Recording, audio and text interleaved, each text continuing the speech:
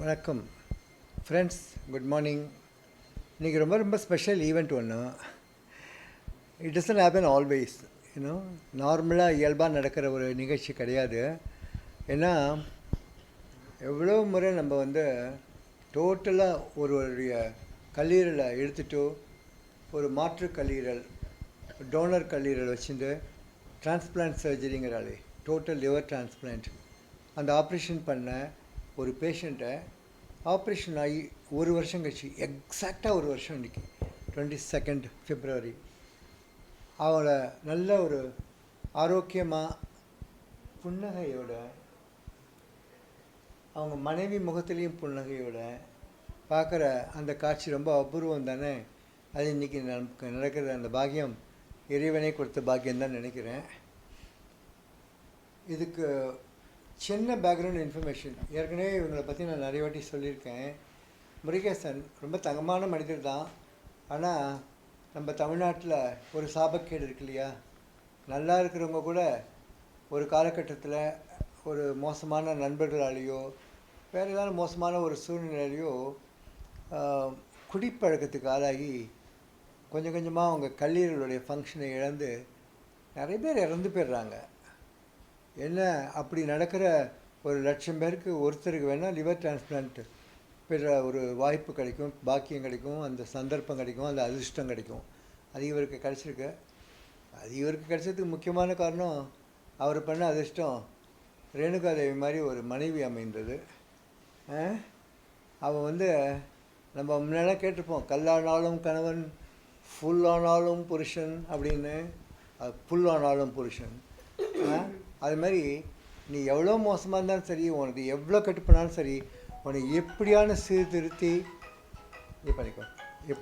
சீர்திருத்தி உனக்கு ஒரு நல்ல வாழ்க்கை கொடுத்து உன்னை ஒரு நல்ல ஹெல்த்தியான ஒரு மனுஷனாக மாற்றிடணும் அப்படின்னு 3 முடிச்சு போட்டாள். இவர் 3 முடிச்சு போட்டார், திருப்பி ஒரு 3 முடிச்சு போட்டுட்டா.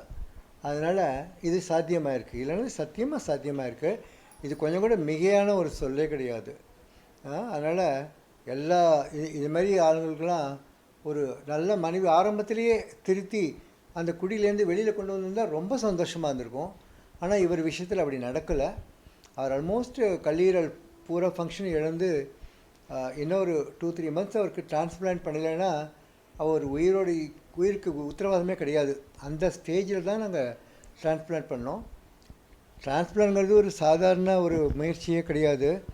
அதில் எக்கச்சக்கமான பேப்பர் ஒர்க்கு, எக்கச்சக்கமான செலவு, அந்த ஸ்கேனு இந்த ஸ்கேனு, அந்த பிளட் டெஸ்ட்டு இந்த பிளட் டெஸ்ட்டு போட்டு வாட்டி எடுத்து அப்புறம் நீ தாசில்தார்கிட்ட போய் சைன் வாங்கு, இன்னும் இவர்கிட்ட போய் சைன் வாங்கன்னு உசுரை எடுத்துடுறாங்க. அண்ட் உங்களுக்கு தான் தெரியுமே நம்ம சிஸ்டம் எப்படின்னு. நீங்கள் தாசில்தார் ஆஃபீஸெல்லாம் போயிட்டு எவ்வளோ தான் உண்மையான சர்டிஃபிகேட்லாம் கொடுத்து கையெழுத்து போட்டாலும் லேஸில் கிடைக்குமா சொல்லுங்கள். ஆளுங்களை தெரியணும், பெரிய பெரிய ஆளுங்க பதவியில் இருக்குங்க தான் ஃபோன் பண்ணி சொன்னால் தான் கையெழுத்தே போடுவாங்க. இல்லைனா நம்ம எவ்வளோ பெரிய டாக்டராக இருந்தால் என்ன, அங்கே போய் ஒரு காற்று இல்லாத வெளிச்சம் இல்லாத ஒரு புழுக்கமான ஒருத்தர் முகத்துலேயும் புன்னகையும் இருக்காது. அப்படிப்பட்ட ஒரு இறுக்கமான சூழ்நிலையில் மணிக்கணக்காக உட்காந்துருக்கணும். அவங்க எப்போ வருவாங்கன்னு தெரியாது, எப்போ கையெழுத்து போடுவாங்கன்னு தெரியும். கையெழுத்து போடுவாங்களா அது கூட தெரியாது. இப்படி பல நெருக்கடிகளெல்லாம் சந்தித்து எப்படியோ ஒரு நல்ல மனிதர்களுடைய உதவியினால் அந்த டிரான்ஸ்பிளான்ட் டீமில் இவருக்கு டிரான்ஸ்பிளான்ட் உறுதியாச்சு. இதில் முக்கியமாக நான் சொல்ல வேண்டியது ரேணுகாதேவியுடைய சகோதரி. அன்ஃபார்ச்சுனேட்லி அவள் இன்றைக்கி இந்த நேரத்தில் வர முடியாமல் போயிடுத்து. காயத்ரி, அவள் தான் லிவர் கொடுத்தது. அவங்களுடைய 60% லிவர், நல்ல ஹெல்த்தி லிவர், அதை கட் பண்ணி எடுத்துட்டோ அதை இவருடைய முழு லிவரையும் வெளியே தூக்கி போட்டு காயத்ரியோட லிவர் தான் இப்போ வச்சுருக்காங்க. அது சூப்பராக ஒர்க் அவுட் ஆகுது. ப்ளட் டெஸ்ட்லாம் பண்ணி பார்க்குறோம், அந்த லிவர் ரிஜெக்ட் ஆகலை, அதுக்கான மெடிசன்ஸ்லாம் கொடுக்குறோம். சூப்பராக இருக்குது, ஒரு பிரச்சனையும் கிடையாது. காயத்ரியோட தைரியத்துக்கு நம்ம எல்லாருமே ஒரு பாரத ரத்னாவே கொடுக்கலாம். யார் யாருக்கோ கொடுக்குறாங்க, அவங்களுக்கு கொடுக்கலாம். ரொம்ப பரமவீர் சக்கரை கொடுக்கலாம். இல்லைன்னா அவங்க ரொம்ப தைரியமாக எவ்வளோ பேர் அவங்க மனசை கலைக்கிறதுக்கெல்லாம் என்னெல்லாமோ சொன்னாங்க. லிவர் கொடுத்தா செத்து போடுவேன் அப்படிலாம் சொன்னாங்க. ரொம்ப கஷ்டமாக இருந்து அப்படிப்பட்ட சூழ்நிலை தைரியமாக அவளுக்கு ஒன்றும் ஆகாது அப்படிங்கிற அந்த உறுதியான மன நம்பிக்கையில் அவருடைய லிவரை கொடுத்தா. ஷீ இஸ் டூயிங் ஃபைன், ஒன்றுமே ப்ராப்ளம் இல்லை. Another thing I should mention is இது வந்து சிம்ஸ் ஹாஸ்பிட்டல் வடபழனியில் தான் இந்த ஆப்ரேஷன் பண்ணாங்க. அங்கே டாக்டர் விவேகானந்தன் அப்படிங்கிற ஒரு ரீனல் லிவர் டிரான்ஸ்பிளான்ட் சர்ஜன், ரொம்ப கிரேட் சர்ஜன், யூகேயில் ட்ரெயின் ஆனவர், நல்ல எக்ஸ்பீரியன்ஸ்டு. அவர் ரொம்ப தன்மையாக பேசினார், ரொம்ப நம்பிக்கை கொடுத்தார். லிவர் டிரான்ஸ்பிளான்ட் ஆனதுக்கப்புறம் அவர் எவ்வளோ வருஷம் உயிரோடு இருக்க முடியும் அப்படியெல்லாம் கேட்டோம். ஓப்பனாக கேட்க முடிஞ்சது. அவர் நல்லா கம்யூனிகேட் பண்ணார். அவர் வந்து இயல்பாக he can have his biological life அப்படின்னார். அதாவது முருகேசன் தலையில் ஓகே 80 90 ஒரு வயசு எழுதிருக்கு போட்டிருக்கோம் பிரம்மன் அப்படின்னா அந்த அளவுக்கு அவர் உயிர் வாழ முடியும் நார்மலாக. இந்த ஆப்ரேஷன் சக்ஸஸ் ஆகி அதுக்கான மருந்தெல்லாம் அவர் ஒழுங்காக எடுத்து மறுபடியும் குடிக்காமல் சமத்தாக இருந்தால் வாழ முடியும் அப்படின்னு சொன்னார். நான் சொல்கிறது உனக்கு தெரியுதா? சரி, இதுதான் இன்ட்ரோ. இன்றைக்கி இவருக்கு ஃபஸ்ட்டு ஆனிவர்சரி. ரேணு சொல்லுவா முதல் பர்த்டேம்பா, ரெண்டாவது ஜென்மத்தில் முதல் பர்த்டே கொண்டாடுறா அப்படின்னு சொல்லலாம். சொல்லுக்கண்ணா, நீ சொல்லு. ஆமாம், இதோட இன்னைக்கு 1 வருஷம் ஆகுது. 1 வருஷம் ஆகுது. இந்தியாவில் ஆகிடுது. இந்தியாவில் ஆகிடுச்சுல. இப்போ ஆகிட்டுருக்கு. உனக்கு ஆப்ரேஷன் ஆகிட்டுருக்கு. நான் ஆப்ரேஷன் ரூமில் இருக்கேன். ஆமாம், ஆப்ரேஷன் ரூமில் போகிறேன். அங்கே அழகழகான சினிமா பாட்டெலாம் கேட்குது. நான் கூட நினச்சேன், டாக்டர் இது என்னது சினிமா தேட்டரில் ஆப்ரேஷன் தேட்டரான்னு கேட்டேன். இல்லை ஆப்ரேஷன் தேட்டரில் நாங்களாம் அமைதியாக டென்ஷன் இல்லாமல் ஆப்ரேஷன் பண்ணுறதுக்காக அமைதியான டியூன்ஸ்லாம் போட்டிருக்கோம் அப்படின்னு சொன்னார். ரொம்ப ரொம்ப ஃபஸ்ட் கிளாஸாக இருந்தது இந்த ஆப்ரேஷன் தேட்டர், ரொம்ப நல்லா இருந்தது. டூ பேட், உனக்கு அங்கே என்ன நடந்தது அப்படின்னு உனக்கு தெரியாது. ஆமாம், 2 நாளாக தெரியல. ஆமாம், மயக்கம். நீங்கள் வந்து பேசும்போது கூட உடனே தெரியல. இவங்க தான் வந்து பார்த்தேன்னு சொல்லி நிற்கிறாங்க. எனக்கு தெரியல, மறுநாள் பேசுறது தான் தெரியும். ஆமாம், மறுநாள் வீடியோ எடுத்தீங்க. ஆமாம், அது தெரியும். உள்ளண்டு வரும்போது அதெல்லாம் தெரியல. மறுநாள் அனுபவம் எப்படி இருந்தது? நல்லா, இப்போ பரவாயில்ல, நல்லா கவனிச்சிட்டாங்களா? அங்கே பயமாக இருந்ததா ஆப்ரேஷன் போகிறதுக்கு முன்னாடி? இல்லை, ஒன்றுமே தெரியல இந்த வாட்டி. நான் ஃபஸ்ட்டு ஒரு வாட்டி பைல்ஸ் அதுக்கு ஒன்றா பயந்து இருந்தேன். இதுக்கு ஒன்றும் தெரியல. போயிட்டு ஒரு பைல்ஸ் ஆபரேஷன் நினைச்சு தான் உள்ள போயிருக்காரா சார்? பைல்ஸ் ஆபரேஷன் நினைச்சு போயிட்டாரா? அது போல தான் ஈஸியாக இருக்கணும். இது பண்ணிட்டு அமிச்சிரோன்னு சொல்லிட்டு போனாராம். அப்படிதான் சொல்றாரு. விளக்கமாக சொல்லி தானே பண்ணியிருக்கோம். இப்போ நல்லா சாப்பிட்றியா? இப்போ கரெக்டாக இருக்குது. ஆட்டோ ஓட்டுறியா? ஓட்டிட்டு இப்போ வரும்போது கூட அங்கே இருந்தால் ஆட்டோவில் தான் ஓட்டி தான் ஓட்டியா? ஒன்றும் கஷ்டம் இல்லை. இல்லை நல்லா தான். அங்கே ஒரு வழி இங்கே ஒரு வழி, அவ்வளோ வேற ஒன்றும் இல்லை. அவ்வளோதான். சாப்பிட மட்டும் கொஞ்சம் இதுவாக கரெக்டாக சாப்பிட்டுனா இது கேட்கட்டுமா? இளமையாக ஃபீல் பண்ணுறியா? முன்னாடி யாரும் இருப்பியா? இப்போ பரவாயில்ல, நல்லா தான் நல்லா இருக்கியா?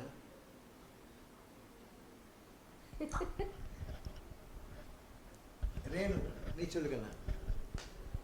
புருஷனை பக்கத்தில் வச்சுருக்க, நீ தான் பிறந்ததுக்கு இந்த குழந்தை என்ன ரொம்ப சந்தோஷம் தான் சார். ஃபஸ்ட்டு நன்றி சொல்லணும். அப்புறம் காயத்ரிக்கு பெரிய நன்றி சொல்லணும். அவளுக்கு நான் என்ன பண்ண போகிறேன்னு தெரில. அவள் நிம்மதியாக இருக்கணும் லைஃப்பில். இதால் அவளுக்கு கொஞ்சம் பிரச்சனையாக இருக்குல்ல, அதனால் அதுதான் கொஞ்சம் மன வருத்தமாக இருக்குது எனக்கு. அவர் ஒரு பெரிய விஷயம் பண்ணிவிட்டு. Sorry to interrupt.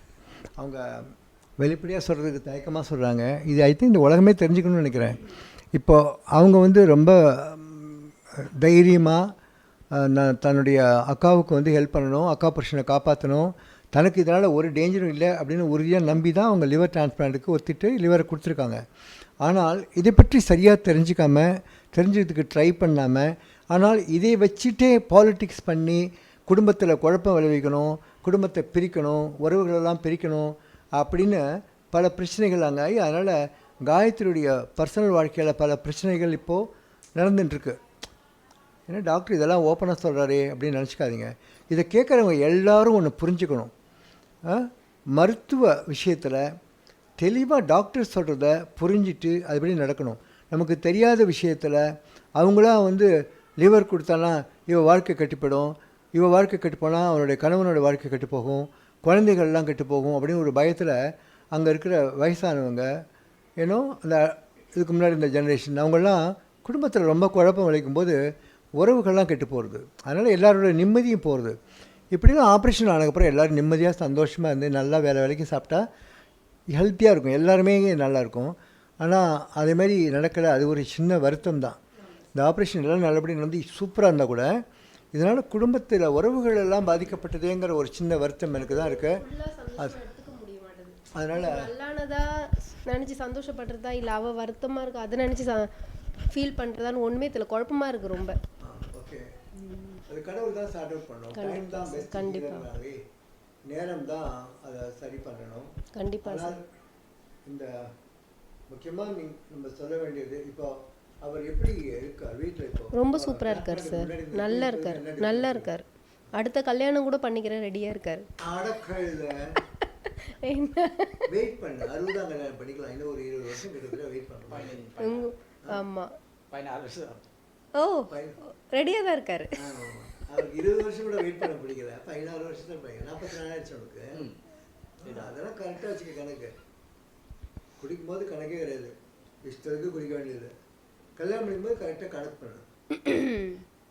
ஒன்று என்ன பண்ணுறேன் பாரு. உங்களுக்கு தான் சார் நன்றி சொல்லணும், ரொம்ப ரொம்ப நன்றி சொல்லணும். நன்றிலாம் சொல்ல முடியாது, இது ஒரு பெரிய இதுதான். நீங்களாம் இல்லைன்னா அவ்வளோதான். இவருக்கு 1 வருஷம் ஆயிருக்கும் போயிருந்தாருன்னா, அதை தான் கொண்டாடி இருப்போம் நாங்கள். ரொம்ப சுருக்கமாக சொல்கிறாங்க, அதான் உண்மை இல்லை. ஏன்னா அப்படி தான் இருந்தார். பரவாயில்ல பரவாயில்ல. ஸோ நண்பர்களே, இவருடைய முழுமையான அந்த கல்லீரல் மாற்று அறுவை சிகிச்சை ரொம்ப ரொம்ப நல்ல முறையில் நடந்து எல்லாருடைய ஒத்துழைப்பு அண்டு இன்வால்மெண்ட்டு, சிம்ஸ் ஹாஸ்பிட்டலுடைய முழுமையான இன்வால்மெண்ட்டு, அவங்களுடைய கன்சிடரேஷன், இந்த இதுக்கு வந்து கிட்டத்தட்ட 30 லட்ச ரூபா மாதிரிலாம் செலவாகிடுது. இது கவர்மெண்ட்டில் கொடுப்பாங்க அப்படின்னா அதுக்கெல்லாம் வெயிட்டிங்லாம் ரொம்ப இருக்கும். அவர் வந்து 3 மாதத்துக்குள்ள ஆப்ரேஷன் பண்ணலைன்னா அவர் இறந்தே போயிடுவாருங்கிற ஒரு சூழ்நிலை தான் ஆப்ரேஷன் பண்ண முடியாது ஆயிடுது. அதனால் நம்ம செலவு பண்ணி தான் அந்த டிரான்ஸ்பிளான்ட் பண்ணினோம். அண்டு எனக்கு ஒரு எண்ணம் என்னென்னா, ஓகே 30 லட்ச ரூபா செலவாச்சு, இவர் உயிரை காப்பாற்ற முடிஞ்சது, இவருக்கு ஒரு 2வது பிறவி கொடுக்க முடிஞ்சது அப்படின்னு. உலகத்தில் எவ்வளோ பேர் கோடி கோடியாக பணம் வச்சுட்டுருக்காங்க, அந்த கோடியை வச்சுருந்து இன்னொருத்தரோட உயிரை காப்பாற்ற முடியல. ஏன்னா அப்படிப்பட்ட ஒரு சூழல் இதில் முடிஞ்சது. இந்த ப்ராப்ளத்துக்கு ஒரு சின்ன ஒரு உதாரணம் மட்டும் சொல்கிறேன். இந்த ஹாஸ்பிட்டலில் ஆப்ரேஷன் நடக்கும்போது சிம்ஸ் ஹாஸ்பிட்டலில் அந்த டாக்டர் என்கிட்ட பேசியிருந்தார்.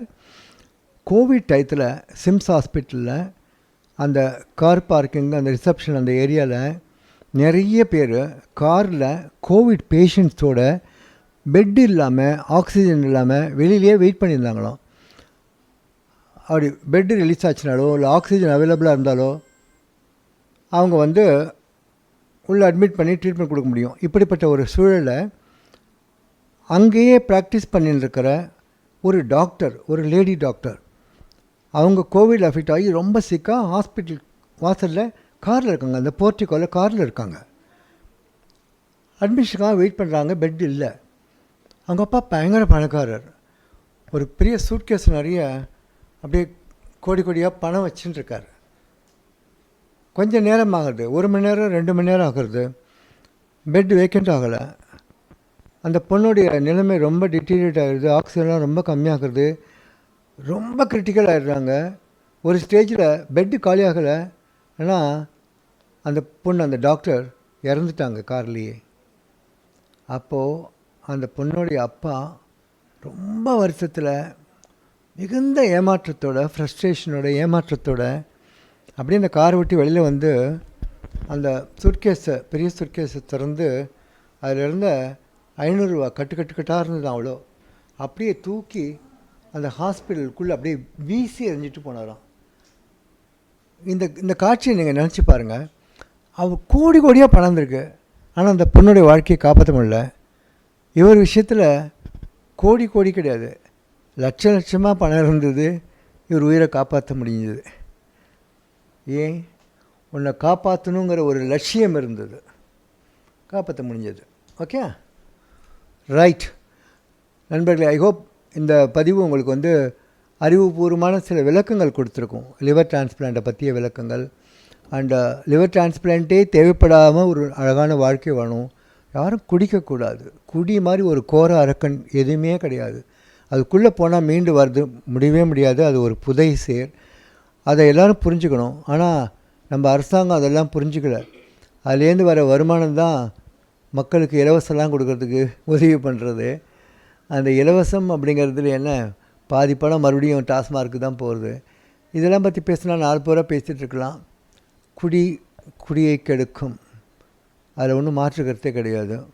எல்லோரும் நல்ல ஒழுக்கமான ஒரு வாழ்க்கை, வேல்யூஸோட, குடி, சிகரெட்டு, சூதாட்டம், ஆன்லைன் சூதாட்டம் இப்படி எதுலேயுமே பணத்தெல்லாம் இழக்காமல் சம்பாதிக்கிற பணத்தை பொறுப்பாக சம்பாதிங்க. பொறுப்பாக சம்பாதிக்கிற பணத்தை மனைவி, குழந்தைகள், குடும்பத்தை காப்பாற்றுறதுக்கு உதவுங்க. அதில் ஒரு பகுதியை சமூகத்துக்கு உதவுறதுக்கும் உபயோகப்படுத்துங்க. அதுதான் என்னுடைய தாழ்மையான, ரொம்ப ரொம்ப தாழ்மையான ஒரு விண்ணப்பம் அது.